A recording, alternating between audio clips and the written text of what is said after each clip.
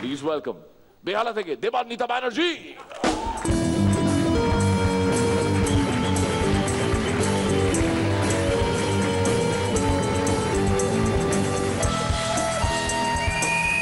শ্রীলেখাদি, মেয়েরা বিয়ে বাড়িতে কি দেখলে খুব রেগে যায়, ঠিক তারই মতন কোনো মেয়ে সেজে এসেছে দেখলে।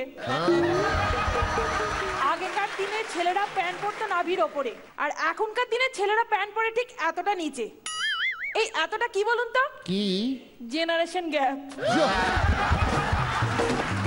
সব মেয়েদের উদ্দেশ্যে বলছি, যখন আপনি দেখবেন আপনার আশেপাশে কেউ নেই, সবাই আপনাকে ছেড়ে চলে গেছে, আপনি সম্পূর্ণভাবে একা, তখন ওটাই পারফেক্ট সময় শাড়িটাকে ঠিক করে নেওয়ার।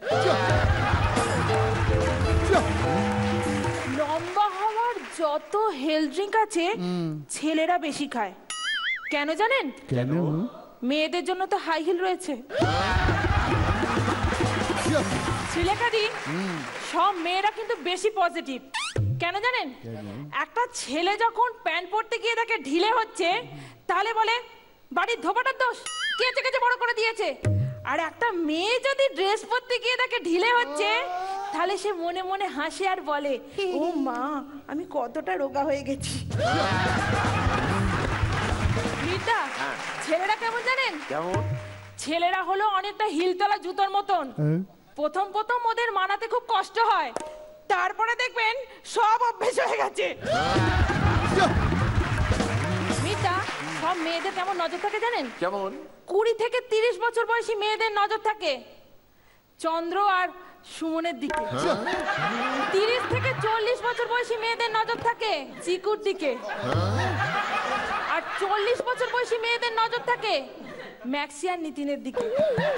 আর 50 বছর বয়সী মেয়েদের নজর থাকে, থাক আর নাইবা বললাম। মিতা, একটা ফ্যাশন শোতে 08 কে কি বলবে? এই তোর বেলটা না খুব সুন্দর। যাবার আগে একটা এমএমএস মানে মেজ বৌদির মিষ্টি সংলাপ। নিজে যারে বড় বলে বড় সে নয়, লোকে যারে বড় বলে বড় সেই হয়। সুতরাং অহংকার করবেন না, অহংকারী পতনের মূল কারণ।